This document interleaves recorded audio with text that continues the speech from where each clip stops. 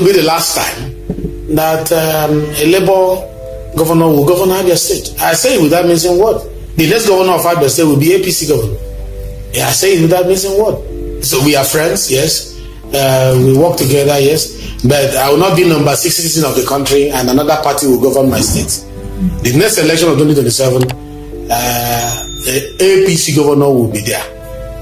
I've told him in person, I've told him publicly and privately that APC governor will be the next governor of Abia State. How it will happen, I don't know, but it will happen. So why not confident? I'm confident because we are working hard. I'm confident because my government is working hard. The president is working hard. And Abia will repay the president. Abia will repay the president. Why do these APC men always speak so arrogantly? How can any man be certain about who will win the next election? Yes, Alex Otti of Abia State might be performing well. He's one of the most performing governors, especially when you compare the past governors in Abia State. But no one can still be certain about who will win the election in 2027. No one is certain about his life. You can't even say for certainty that you will be alive in 2027. Not to talk of saying and bragging that you will win the election, that this is the last time a Labour Party candidate will win election in Abia State. The worst part of all this is that he even claimed that Abians must repay Tinubu. What an absurdity. Whatever arrangements and deals you guys are making among yourselves, Abians will never be part of it. If we call what we are practicing in Nigeria democracy, people, especially the deputy speaker, should not be talking this way. It's like a threat to the electorate in Abia State. This is all part of the grand scheme by the APC to rally the South because they've seen the handwriting on the wall that Tinubu has lost the North. The romance is over. They have made it very clear that they will never back him in any future election. In fact, he will not be sure of getting up to 200,000 votes in the entire North in 2027. So today, they've remembered that the South exists. They've been calling on Southern unity. There is no Southern unity. After what happened in Lagos in 2023 elections, where they disenfranchised many simply because they weren't going to vote for APC. So they caused the division in the first place. Today, they want unity. They will never get it. Why would anyone that is living in Nigeria, that is experiencing what is going on today, ever consider voting for these people?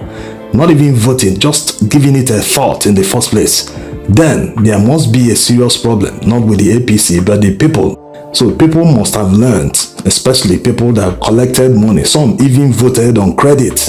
In many parts of Lagos, in many communities, they were promised money, but they never got that money. Just like it happened during the hunger protest, many people were saying that they were told to come out for the counter protest. That's the protest to stop the protest. Eventually, they didn't give them the money they were promised.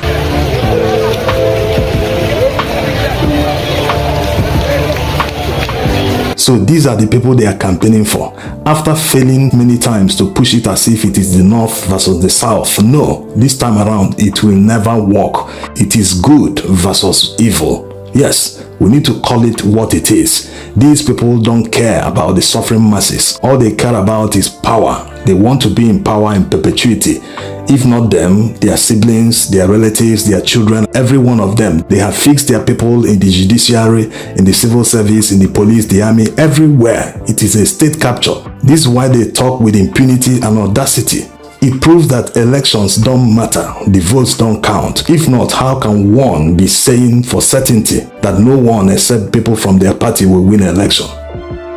There's no doubt that part of their strategy is to lobby Alex Otti to move back to APC. He was once a member of APC. If he eventually decomes to APC, that will guarantee that he will work for Tinubu in 2027. Because since he's a member, he must work for his party. Otherwise, it will be anti-party. Now, the question is, will Alex Otti decome to APC, knowing that he has some goodwill in Abia State? Abians have suffered in the hands of former politicians that led them, governors, representatives, many of them, especially people in the PDP. PDP has been in control of Abia since the Fourth Republic. Now that they are seeing a governor working for them, will they move to APC with Alex Otti? Well, no need analyzing it further. This is left for Abians to decide. Whenever Alex Otti wakes up and announces that he has decamped to APC, let them react in any way they want. But there's one fact that is undeniable. APC is not loved in Abia State, or even the Southeast for that matter. Forget about the rigged governorship election in Imo State. Hope Uzodinma didn't win. Never mind the fact that the court awarded him the victory. Athena Foundation, through a Freedom of Information request to INEC, revealed that information. As you can see, they analyzed it on Channels TV. There was significant non-compliance with INEC electoral guidelines in 1,101 polling units, where the results, the total votes cast, did not match with the BVAS accreditation. Number of accredited voters, 500 and something thousand. Total votes that INEC collated at the end of the election, 700 and something thousand, a discrepancy of 200 and something thousand votes. So they manufactured the votes in the senatorial district of the governor, Hope Uzodinma. So this was exactly the same thing they tried to do in Abia State in 2023. Abians resisted it, including the INEC commissioner in Abia State. They tried hard to steal that election. In the end, Abians won. Exactly the same template they used in Imo State, it happened in Kogi, as revealed by the Freedom of Information request that INEC provided to Athena Foundation. They also want to do the same thing in the upcoming Edo State governorship election. The APC governorship candidate in Edo State has been dodging interviews. Arise TV invited him many times.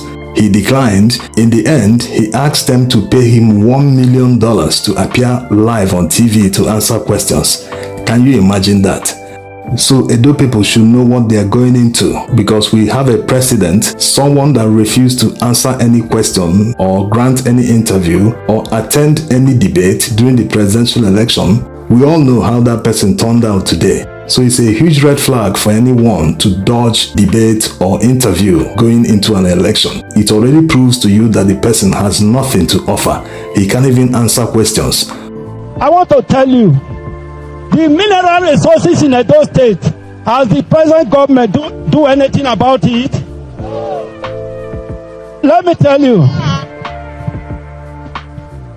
I know say una no dey see water.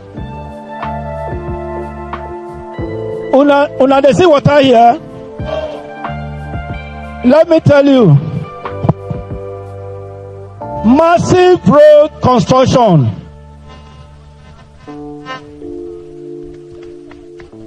Because una see get road where Oga Adam Soshomele stop.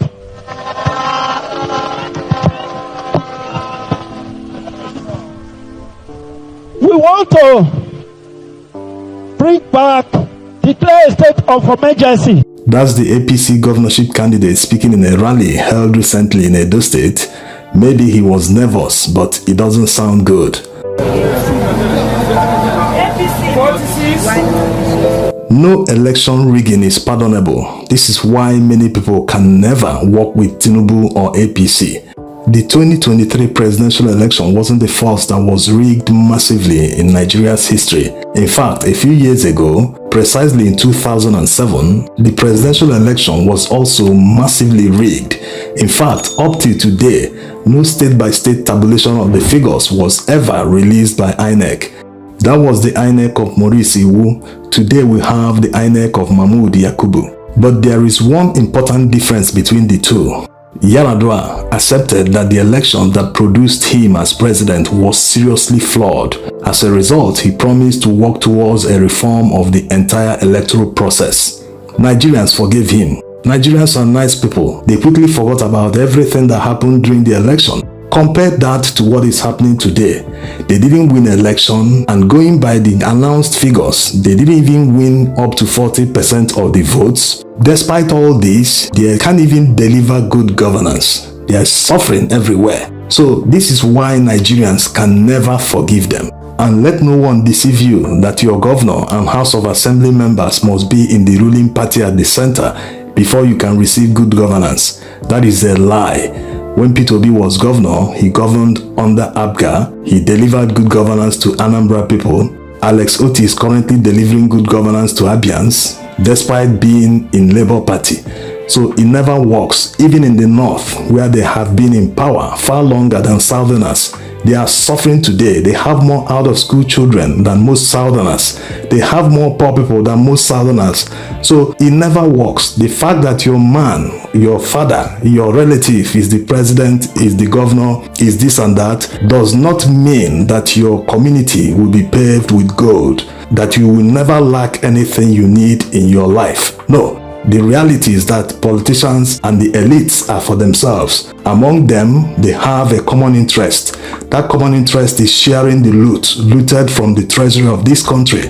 They are not interested in uplifting the lives of ordinary Nigerians. If you don't belong to the clique, you will never spring up or make it. That's what unites them. Among them, they don't talk about tribalism. They don't ask you where you're from. Are you this? Are you that? No. They are united under one common goal. It is the suffering masses that turn up to defend them, despite them not even knowing them face to face. They can't say, who are you? I've never met you before. But they turn up and defend them because of crumbs. They are being paid peanuts to defend bad governance. Leave all the bragging that no one can defeat Tinubu, no one can do this, no one can do that. If they truly think that they are popular, despite the destruction they have brought on this country, let them allow free and fair election. He will not get up to 500,000 votes across Nigeria. 500,000 is even too much. This is why they will never reform INEC, and without that reform, 2027 remains bleak. Of course, that doesn't mean that people shouldn't troop out in their numbers to come out and vote and protect the vote. Let's see how they will win. Thanks for watching. Come market, you are going to pay your first 5,000. She's a busy actor. Now, suffer. Someone with the virus, 5,000 for 2 pesos. Now with the buy 1 peso, 37,000. Which APC? Agbada, no single APC again. We know that we are see people when they pack up. When they use water, they now say with the water. When they pack with their wulu. That thing went from PDP say don't think the cap will come in APC and rubber. When they use water, they pack people, they go out cheap. They say that rally they want to. Who want vote for them? Okay, meaning that crowd, not before that. For where? Which person come up for Agbede? Which person? Now see that person for Agbede go down rally. How she might the same thing. Now somewhere else they got the higher people, they can say this one a shame. This one they shame. Governor they come. Governor they come and they come support us. Then they tell me only the bribe people make them come. Because they carry some who sound where they for they carry people for boot to 25 people come.